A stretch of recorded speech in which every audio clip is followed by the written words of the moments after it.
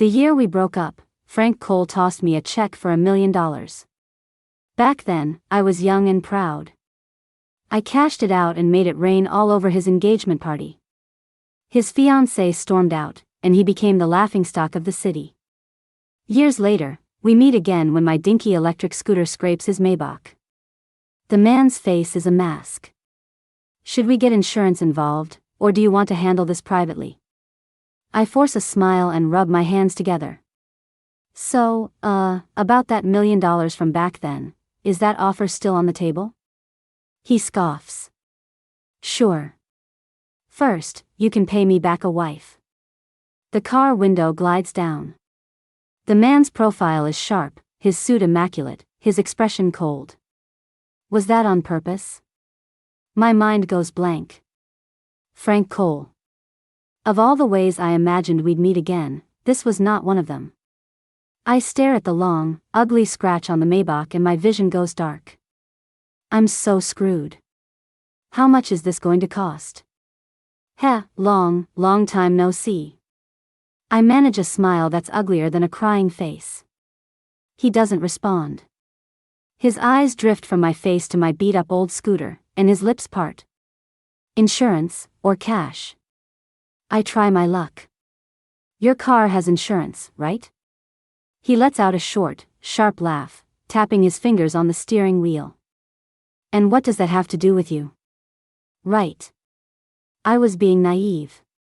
A few minutes later, his assistant hands me a piece of paper. Ms. Wilson, this is the damage estimate. I stare at the long string of zeros, counting them 3 times to be sure. $20,000. I couldn't afford that even if I sold myself. Frank leans against the car, watching me with an air of detached amusement. His tone is icy. I thought Ms. Wilson considered money to be beneath her. It's only 20 grand. Damn it. The boomerang I threw years ago had finally come back and hit me right where it hurts. The more of a badass I looked making it rain, the more pathetic I looked having to pay it back. The year we broke up, Frank gave me $1 million as a sort of severance package. I was young then, and my pride was worth more than my life. I hadn't even graduated yet, so I had no idea how hard it was to earn a buck in the real world. On an impulse, I converted the check to cash and hauled it to his engagement party. In front of his family, his fiancée's family, and all the city's elite. I threw it all in the air. On every sleepless night since. Every time I remember it, I want to slap myself silly. If I hadn't been so ridiculously melodramatic, I'd be a rich woman by now. I squeeze out another pained smile. Who needs dignity? Not me. So, Mr. Cole. I rub my hands together. About that $1 million, is it still possible to claim it? The words feel like sandpaper in my mouth. His eyes scan my face. Sure. My own eyes widen a fraction of an inch. He slowly finishes his sentence. First, pay me back a wife. And where am I supposed to get one of those? His perfectly matched fiancée stormed out on him that day because of me. The engagement was off, and he became a city-wide joke. The talk of the town was that Frank Cole's trophy girlfriend had gone rogue. Luckily, I got out of there fast. Now, well, the tables have turned, and I'm the one who's broke. Hey, Mr. Cole, Frank, for old time's sake, could you maybe give me a discount? I try playing the sympathy card, even though there probably isn't much sympathy left. He raises an eyebrow. Old time sake? I nod furiously. He smiles faintly. All right. I'll give you a 1% discount. You have got to be kidding me. Thanks for nothing. The boy who used to help me carry my giant duffel bags had fully evolved into a stone-cold capitalist. Well, can I pay in installments? I'm grasping at straws here. And who do I chase down when you run off? His gaze is pointed. After all, Ms. Wilson, you have a history of that. I really won't run. I swear. I point to the sky and the ground dramatically. Talk is cheap. He stops looking at me and turns to his assistant. Have legal draw up a payment contract. Then he gestures to me. Get in. We're going to the office to sign it. I can just follow you on my scooter. My little ride may have scratched his luxury car, but it came out completely unscathed. See? Luxury goods only screw over the rich. I don't like to wait. He shoots me a look, then adds, and who knows if you won't just take off at the next intersection. Okay, fine. He knows me too well. I did, for a split second, consider the feasibility of that plan. He glances at my little scooter, his brow furrowed. Put it in the trunk. The trunk opens, and I huff and puff, trying to lift the scooter. I fail. The thing looks small, but it weighs a ton. Losing patience, Frank walks over. I'll do it. I whisper a warning, it's kind of heavy. He scoffs. How heavy can it be?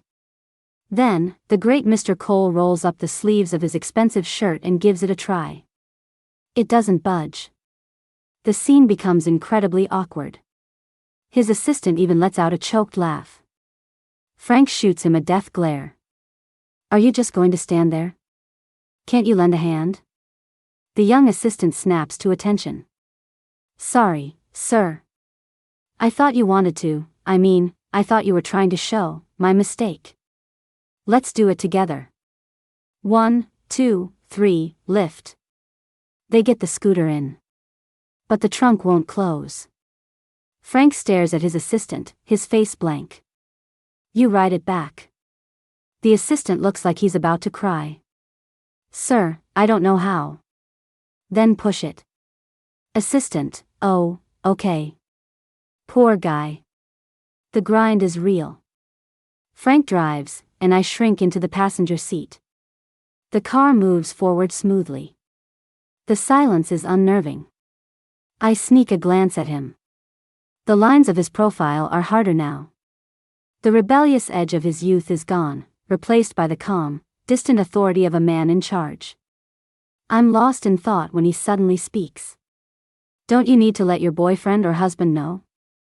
I mumble, he's busy with work. His gaze sweeps over me, and he chuckles. Still wearing clothes from 5 years ago. Doesn't seem like he treats you very well. I get defensive. This is retro. It's called vintage. He lets out a soft laugh and says nothing more.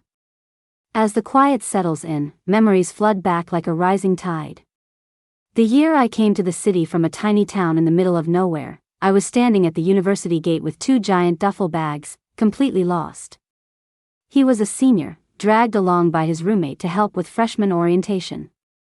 He was wearing a simple white t-shirt and jeans, looking impossibly handsome with a lazy, impatient air about him. I was starstruck. Hey, senior, my bags are kinda heavy. The words just tumbled out, my country accent and all. He didn't seem to mind. How heavy can they be? The moment he tried to lift them, he nearly threw out his back. Not heavy at all. Light as a feather. He put on a brave face, gritting his teeth as he hauled my bags up to my 6th-floor dorm room. He watched as I pulled out a comforter, a wash basin, a thermos, and even a small cooking pot. When I finally pulled out a bag of fruit, his expression cracked. Seriously? You can't buy this stuff here? Why didn't you just move your whole house? I wash a large melon, break it in half, and offer it to him with a sincere look. Grew it myself back home. Want some? He hesitates for a second, then takes it and bites off a small, reluctant piece. He freezes. Holy crap, why is this so good? TSK. City folk are so sheltered. Frank was the student council president. When they were recruiting new members, he asked me, everyone else from your dorm signed up. How come you didn't? I told him I was working. I was from the countryside and my family didn't have much money. I'd heard you had a lot of free time in college, so I figured I could work part-time.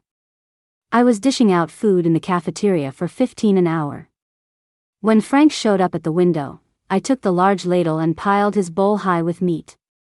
Here you go, senior. Let me fill that up for you. I found out later that the rich kid never ate in the cafeteria. His dad was the wealthiest man in the city and had donated $100 million to the school to get him in. One day, he mentioned it offhandedly. I have a friend whose club needs someone to do odd jobs. $50 an hour. You in? Was this too good to be true? I looked at him suspiciously. What kind of club? I'm not doing anything illegal. He looked exasperated. The tennis club. Illegal? Stella, what goes on in that head of yours? Me, making money. And so, I became the sole unofficial gopher for the tennis club. My main duties included picking up balls, handing out water, and watching Frank look cool. He was the club captain and a great player. Every time he was on the court, a crowd of fangirls would start screaming. Me? My eyes were only on the pile of sweaty towels and workout clothes he left behind. I had to wash them. It was $50 an hour, after all. Then one day, after a match, he asked me out of the blue, Stella, why don't you just be my girlfriend? Me, huh? He looked away, his tone a little unnatural. All these girls showing up every day, it's annoying. I was stunned. Me? What do you even like about me? I couldn't figure it out. Then he said it. I just like that you're not into me. What kind of masochistic logic is that? So, are we doing this or not? Give me an answer. Fine. I'd never seen anyone so good-looking. Even after all these years, Frank was still the most handsome man I'd ever known. We're here. His cold voice snaps me out of my memories. I look up. Outside the car is a skyscraper that seems to touch the clouds. He unbuckles his seatbelt and suddenly leans toward me. My breath catches, and my back presses hard against the seat. What is he doing? He's so close we could kiss. Click.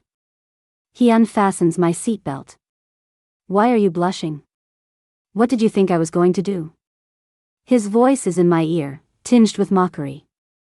Me, I wasn't. He scoffs and pulls back, his expression distant. It's been 5 years. You think I'm pathetic enough to be the other woman? With that, he gets out of the car, his face like stone. Keep up. I clutch my chest, my heart pounding, and curse myself for being so pathetic. Signing the contract is utterly humiliating.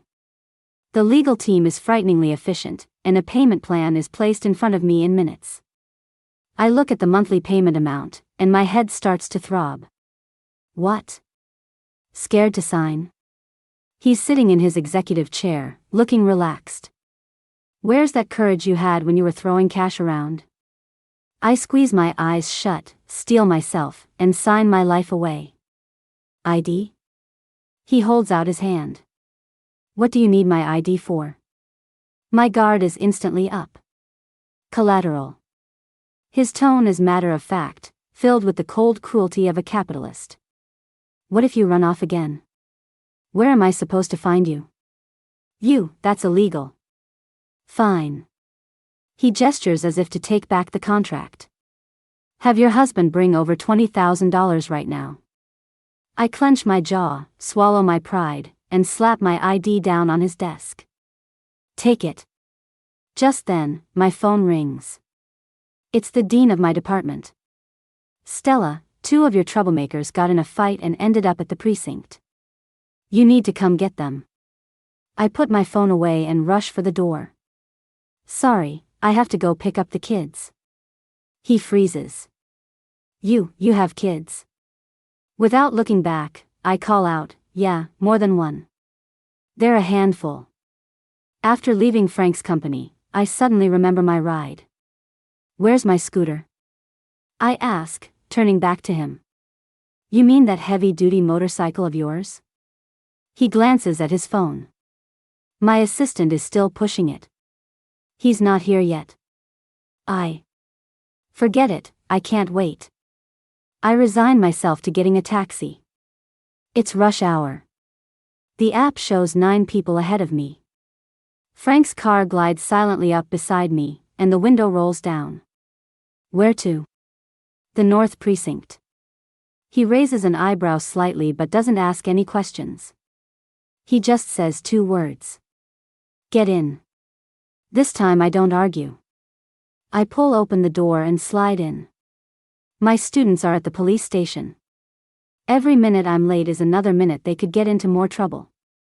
When I hurry into the precinct, the officer on duty recognizes me. Ms. Wilson, right? You're finally here. Your student here got drunk, got into a fight over a girl, and nearly wrecked a barbecue stand. I immediately spot the troublemaker from my class, Jake. Next to him is another student with a bruised face. The advisor from the neighboring department has also rushed over. I'm so sorry, so sorry.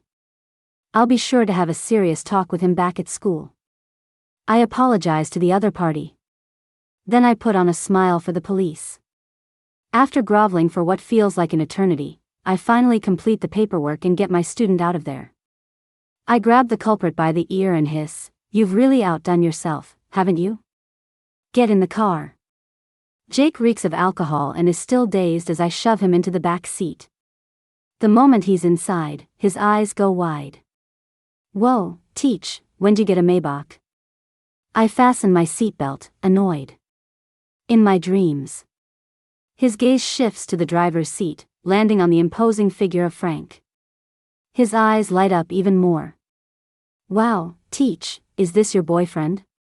He's hot. My eyelid twitches. Rideshare driver. Jake is even more shocked. He leans over the front seat. No way, man. You drive this for Uber? Frank stares straight ahead, his voice calm. Yeah. Went bankrupt. Had to start driving to make ends meet.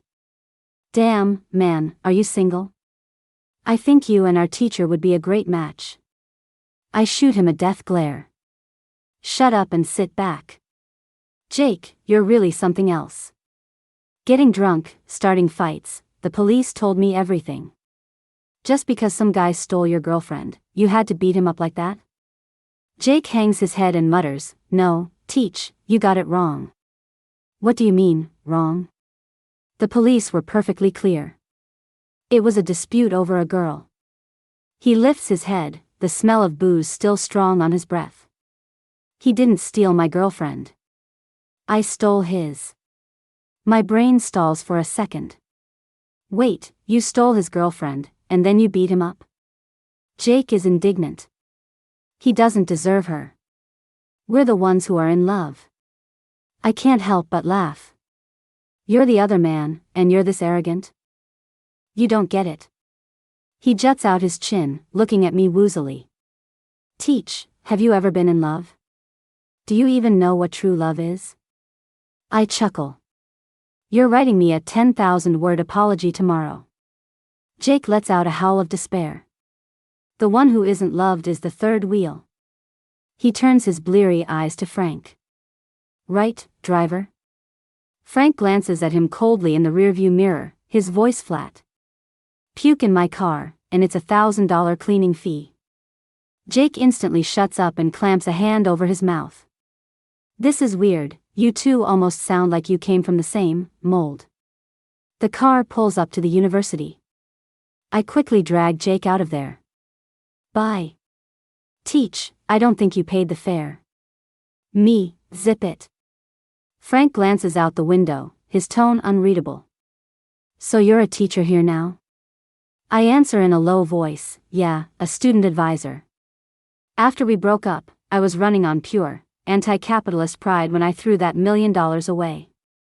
At the time, I thought, who needs your dirty money? I'm an Ivy League grad. I can make a living anywhere.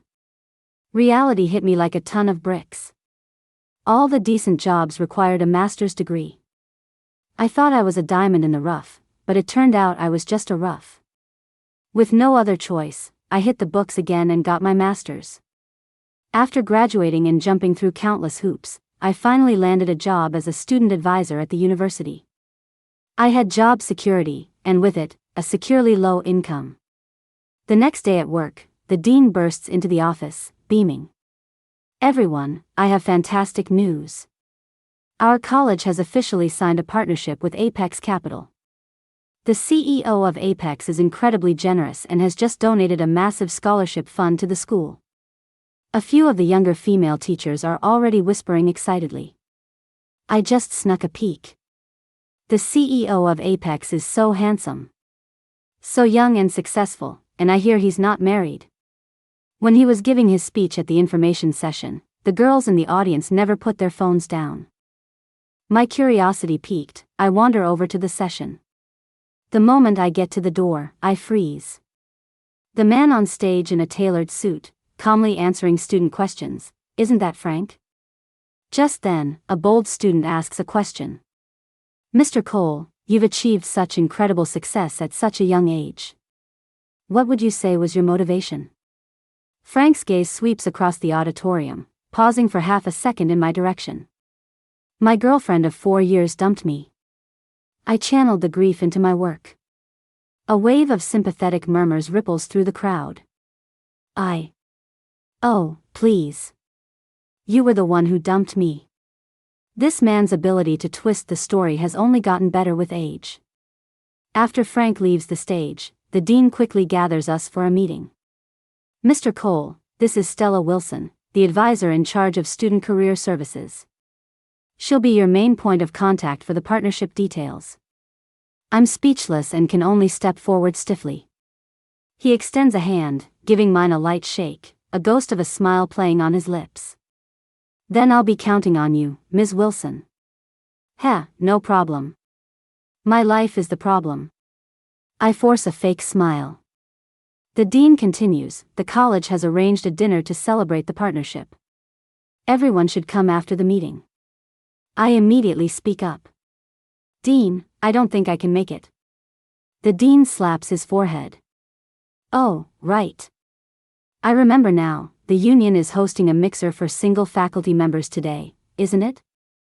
That's important. Your personal life comes first, Stella." Just as I'm about to leave, Frank chimes in casually, "A mixer? That sounds interesting." He turns to the dean, his tone sincere. "As it happens, I'm single as well. Would it be possible for me to attend?" The dean is caught off guard for a moment and stammers, "Well, of course, you're welcome. It would be an honor to have you, Mr. Cole." And so, at the university mixer that evening, Frank Cole, a CEO worth who knows how many billions, stands out like a sore thumb among a crowd of teachers and civil servants. As part of the event, everyone is given a single rose. After filling out a profile, we introduce ourselves and then give our rose to the person who made the best first impression. Frank, tall and dressed in a suit, is a stark contrast to the sea of plaid and polo shirts worn by the other male teachers. "Hello, everyone. My name is Frank Cole. I'm 27, and I run a small company." In the first round, nearly every woman at the event blushes as she hands him her rose. When it's my turn, I'm clutching my lone flower. I take a deep breath and walk forward.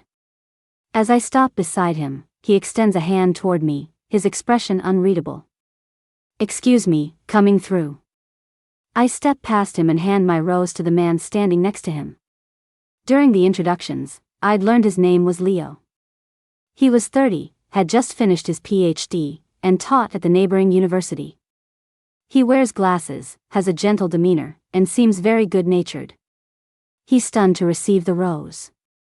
Thank you, thank you." The temperature of the gaze behind me drops several degrees. When it's Frank's turn, he strolls over to me, holding a massive bouquet of his spoils.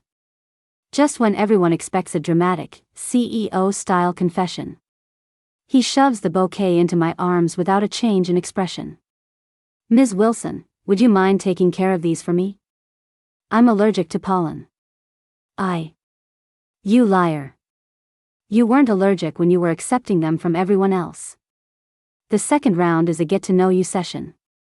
Leo and I are hitting it off, while next to us, Frank sits in a low-pressure zone with a very enthusiastic female teacher.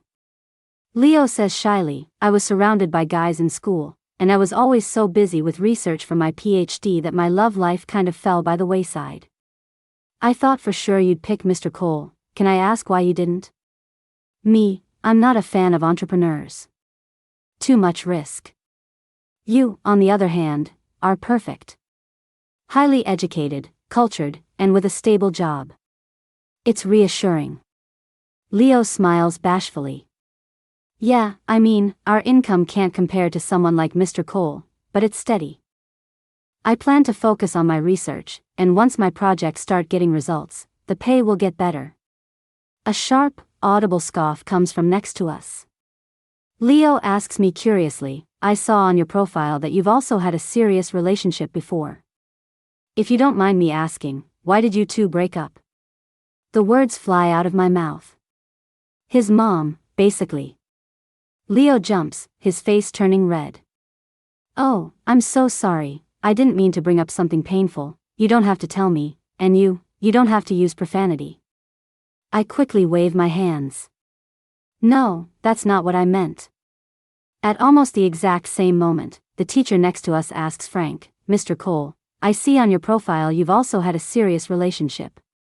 May I ask why it ended? Frank replies in his signature cool, detached tone, his voice crystal clear. My mom forced it. Dude, you're ruthless. You don't even spare yourself. But it was true. We broke up because his mom made us. I'm not cursing. Frank and I dated for 4 years. It's laughable now, but back then, neither of us seriously considered the massive gulf that lay between us. When you're 18 or 19, you like me, I like you, and that's enough. You don't think about whether you'll get married, if he has a car or a house, or where you'll end up.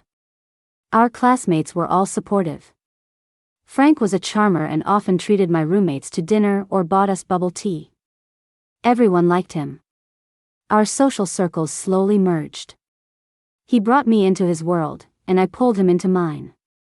I was so naive and oblivious back then. Once, we went to one of his friends' parties. While he was getting drinks, a girl asked me with a smile, I hear your family has been poor for 3 generations, Ms. Wilson. How interesting. Frank's family has been rich for 3 generations, you know. I nodded seriously. That's right. His family background isn't as good as mine.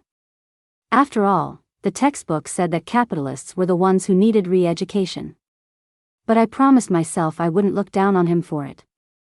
Someone else pointed at my dress. Is that a fake mio-mio? Frank, why don't you buy your girlfriend something real? You wear what you can afford, I guess. Frank returned just then and said casually, I paid real money for it, so it's real. I nodded vigorously. Exactly. Back then, I knew nothing about luxury brands. To me, clothes just needed to be clean and comfortable. Frank himself didn't care about that stuff either. He'd wear a jacket that cost thousands of dollars, but he'd also fight for a $19.99 cotton t-shirt on sale. Youth is a wonderful thing. You look good in anything. He never gave me any expensive gifts. My favorite thing was when he'd take me out to find new places to eat. We explored every corner of the city. He had a small apartment near campus that became our secret hideout. We'd grill skewers in the summer and eat hot pot in the winter. When we were stuffed, we'd shamelessly burn off the calories in bed. I still worked part-time in my free time. Even though my family could afford my tuition, I couldn't stop thinking about my parents toiling away in the fields, so I tried to earn my own spending money. In my sophomore year, I met Frank's mother for the first time. We had just finished dinner and were walking out of the campus gates hand in hand. She was standing next to a black sedan, dressed in a sharply tailored, expensive-looking suit. She looked me up and down, her gaze finally landing on the purse on my shoulder. So you're the girl Frank's been seeing? That's a pretty bag. My son bought it for you, I assume. Like a fool, I took it off and shoved it into her hands with genuine sincerity. You like it, ma'am? Here, you can have it. Frank had given it to me, saying he'd bought it for $200. If his mom liked it, I had to be polite.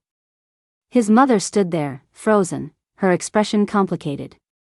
Frank, on the other hand, burst out laughing. I quietly asked him what was wrong, if I'd said something stupid. He squeezed my fingers, his eyes full of amusement. Nope. You were perfect. I was truly clueless back then, always missing the subtext. The year we graduated, his mother formally requested a meeting with me. Ms. Wilson, I assumed this wouldn't last, but I see you've been together for quite some time.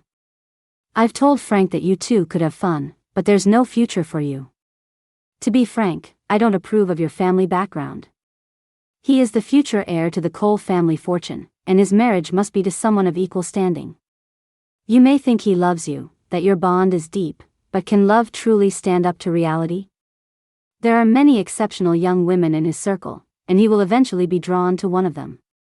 Feelings are not the most stable foundation. A truly strong relationship is one that brings tangible value to both parties. She slid a check across the table. This is $100,000. Consider it compensation for your time. I didn't take it. I just said stubbornly, it was never about his money. Looking back now, it all seems so ridiculous. It was around that time that I began to feel the distance between us. Dating is different from marriage. For 4 years, Frank had simply stepped into my world. But I had never truly understood his. His family's mansion was bigger than any I'd seen on TV. A single watch on his wrist could buy my family's house several times over. I didn't feel inferior, but I understood with stark clarity that a bird and a fish are destined for different paths. Especially in the 5 years since we broke up, after struggling in the real world, I understood what his mother said back then even more profoundly. All I want is a simple life. A stable job, a reliable partner, scraping together a down payment for a house, paying off a mortgage together, taking a trip once or twice a year, a quiet, happy life. And Leo, he checked all the boxes. The mutual impression was good. After the mixer, we went out for a casual dinner. But when I got home and flipped the switch, the lights flickered and then died completely. I tried the switch again. Nothing. I checked everything, the bill was paid, no breakers were tripped. I had no idea what was wrong. The apartment was pitch black. I was a little scared on my own, so I decided to spend the night at a hotel and call someone to fix it in the morning. Halfway there, I remembered, my ID was still with Frank. Steeling myself, I tried calling his old number. To my surprise, he answered. Hello. His voice came through the phone, a little heavy. Frank, it's me. What is it? My ID, can I get it back for a bit? What for?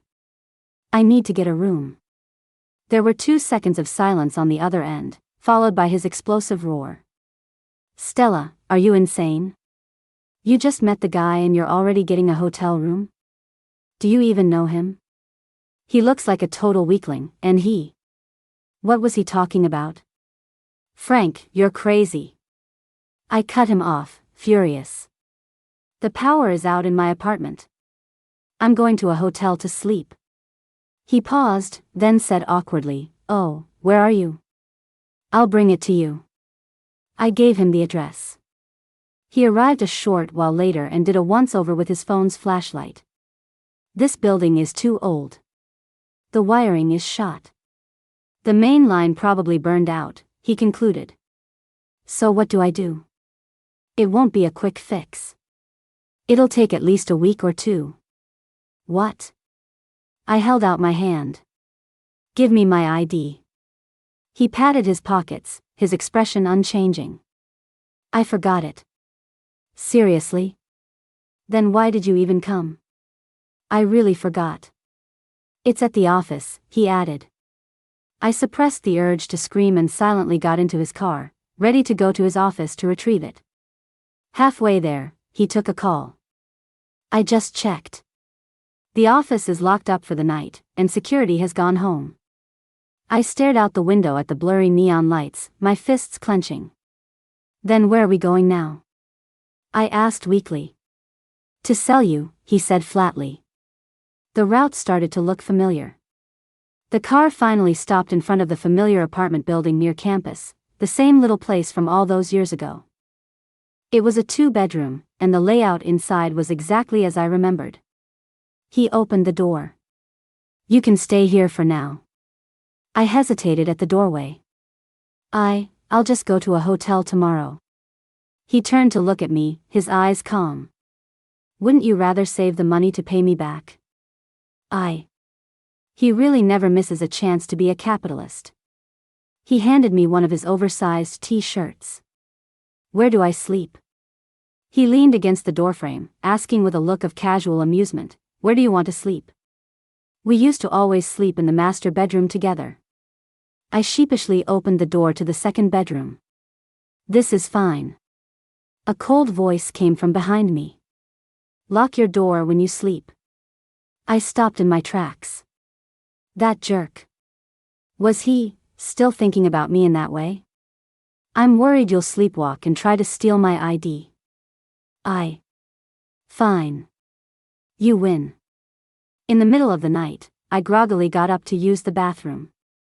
My brain wasn't fully online, but my body, acting on years of muscle memory, walked straight into the master bedroom and expertly crawled into the warm bed. Frank, move over. You're on my hair. Then, I hugged the warm body next to me and fell back into a contented sleep. The next morning, I was sleeping soundly when my hand moved unconsciously. That doesn't feel right. My eyes shot open, and I found myself staring into a pair of deep, smiling eyes. What are you doing in my bed? Frank slowly propped himself up, his pajama collar slightly open. Stella, take a good look. Whose bed is this? I looked around the room, the familiar layout, his familiar scent. Oh, God. I walked right into this. How did I get in your bed? You tell me. He leaned closer, his voice a little husky. You crawled in here in the middle of the night, clung to me, and wouldn't let go. You even said a few things in your sleep.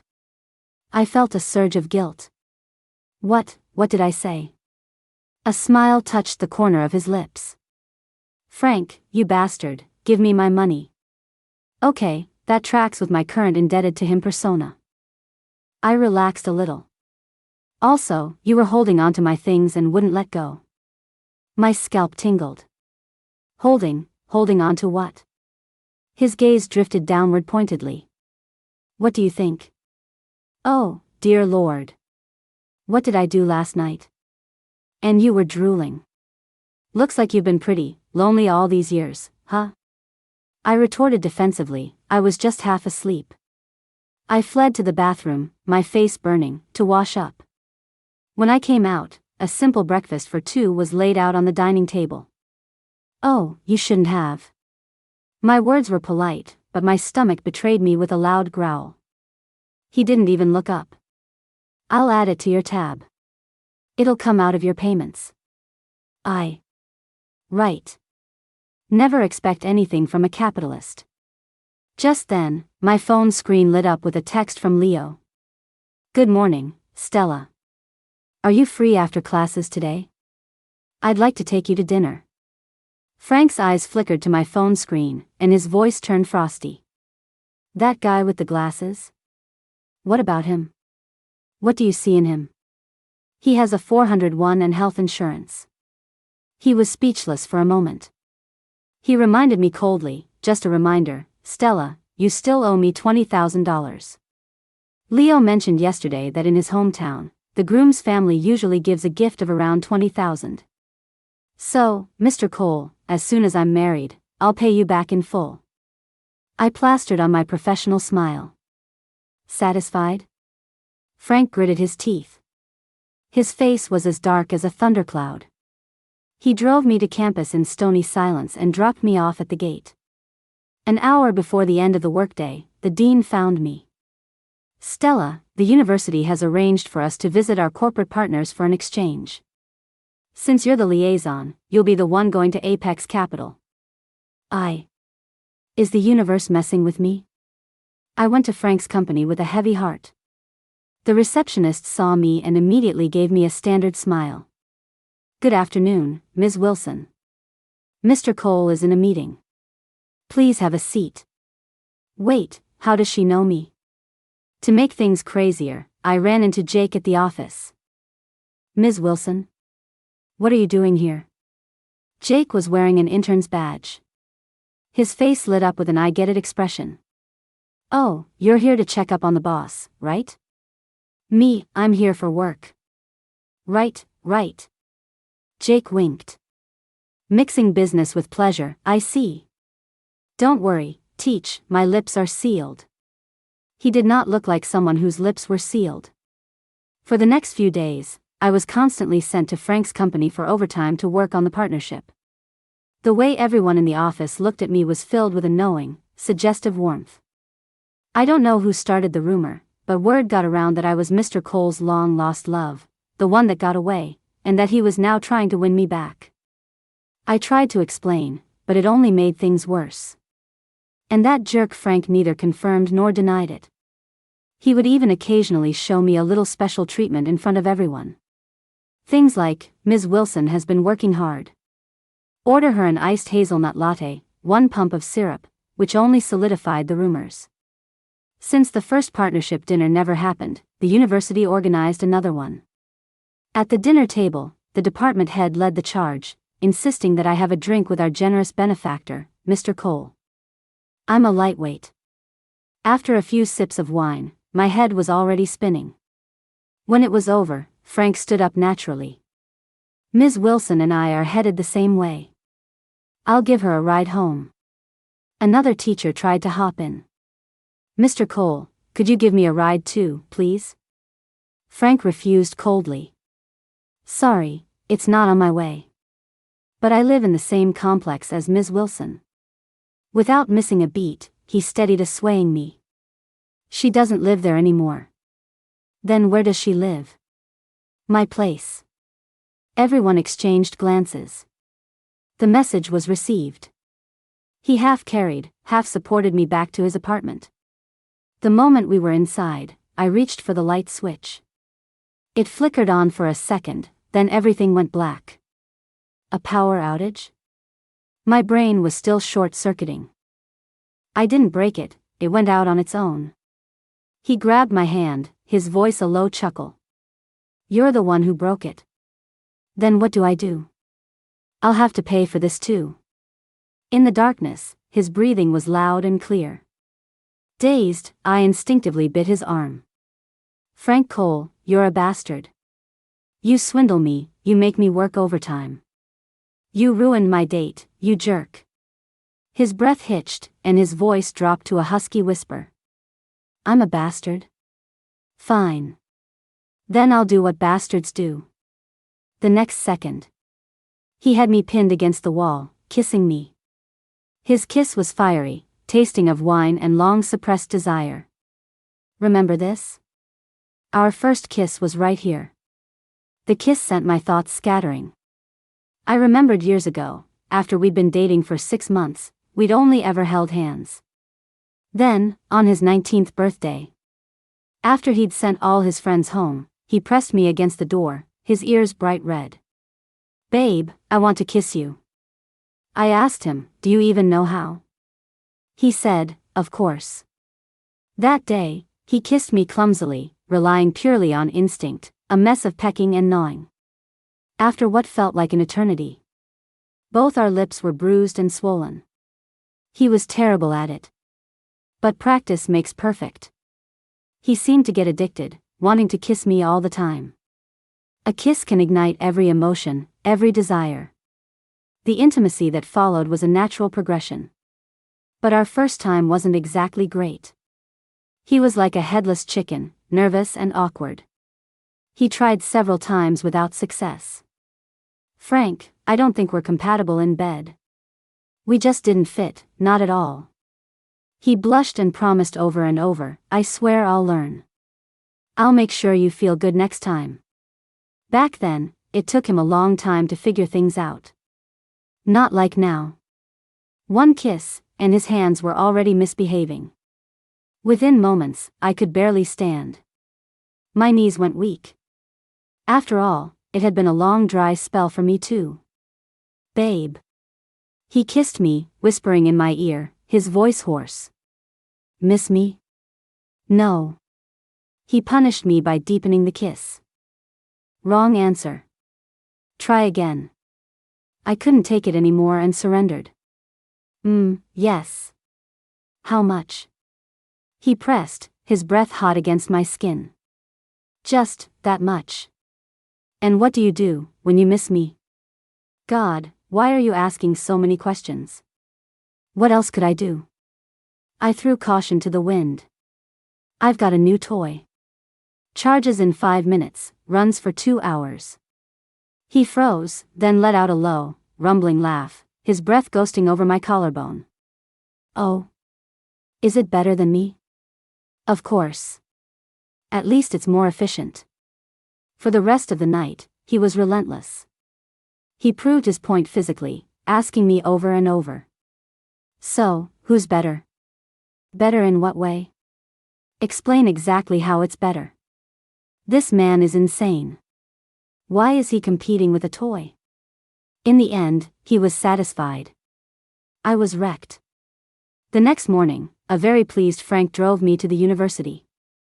I was fuming and gave him the silent treatment the entire way. Okay, sleeping with him was good. Really good. But thinking about it now just made me angry. Why does everything have to be on his terms? He gets to break up when he wants, and he gets to get back together when he wants. As I got out of the car at the campus gate, I ran into a few colleagues. Their eyes were full of knowing smirks. Well, look at you, Stella. Getting a personal chauffeur from Mr. Cole himself? Someone said, half joking, half sour, Stella, you really know how to play your cards right. I was fuming and ignored them. Then the dean called me into his office, his face glowing. Stella, your recent work has been outstanding. You're a shoo-in for the year-end awards. I always said you were a diamond in the rough. Oh, please. So damn predictable. I work my butt off every day and get nowhere, but the moment Frank shows me a little favor, I'm suddenly outstanding. The dean even joked, why didn't you tell us you and Mr. Cole were so close? You kept that a secret. From now on, you'll have to convince Mr. Cole to invest more in our department's research projects. I was simmering with rage. I stormed out and went straight to Frank's company. I threw open his office door. He was surprised to see me. He stood up and walked over, naturally reaching out to hug me. What are you doing here? Does it still hurt? I exploded, pushing him away. Hurt my ass. Frank, did you do all this on purpose? He chuckled, closing the distance again, his arms wrapping around me like steel bands. Okay, don't be mad. It's just been a while, I lost control. I'll be more careful next time. You think there's going to be a next time?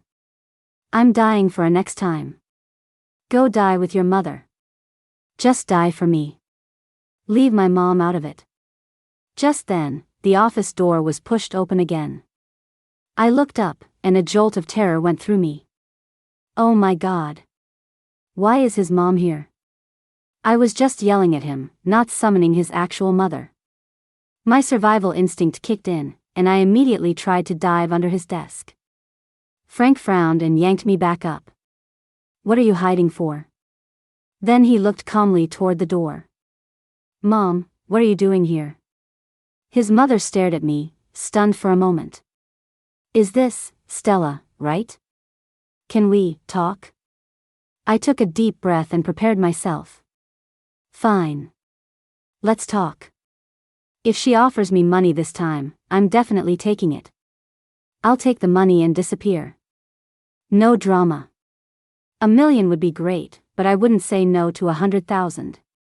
But instead, his mother started by politely asking about my job, then said with a sincere tone, about what happened back then, I was wrong. I was too stubborn, and I made things difficult for you too. An apology? This isn't how it's supposed to go. I was too set in my ways back then. I didn't understand your love. Wait, what is happening?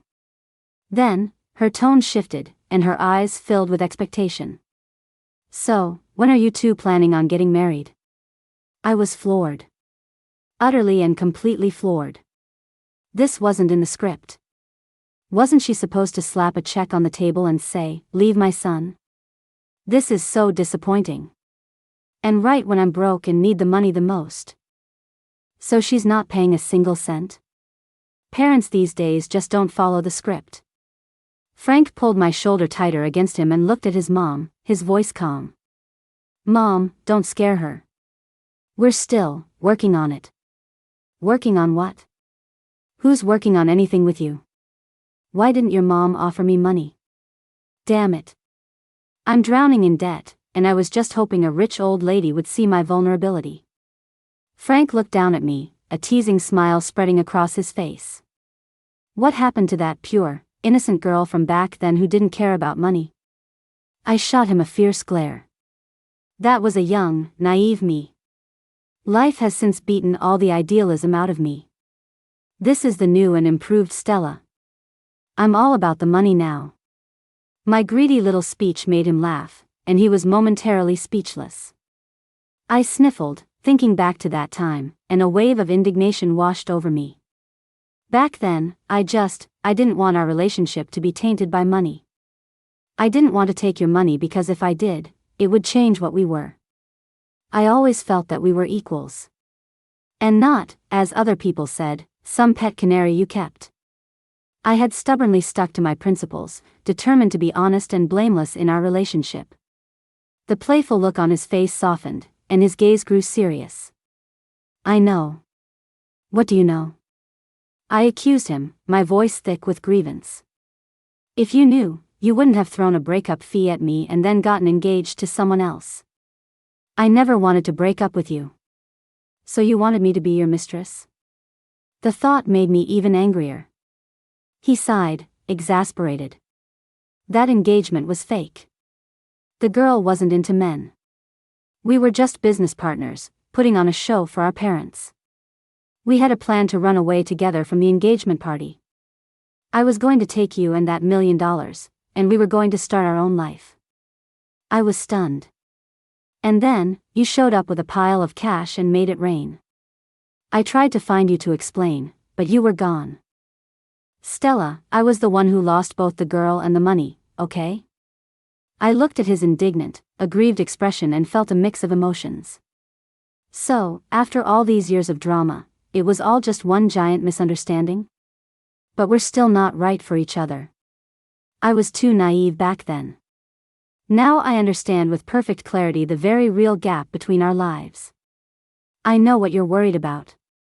He took my hand. Everything I had back then was given to me by my family. That's why, in the years we were apart, I worked so hard to become completely independent from them. I didn't think much of it. Please, no one can ever be completely free from their family. It's impossible. Oh, it's possible. A few years ago, I brought a man home to meet my mother. She's been on her best behavior ever since. She deeply regrets breaking us up.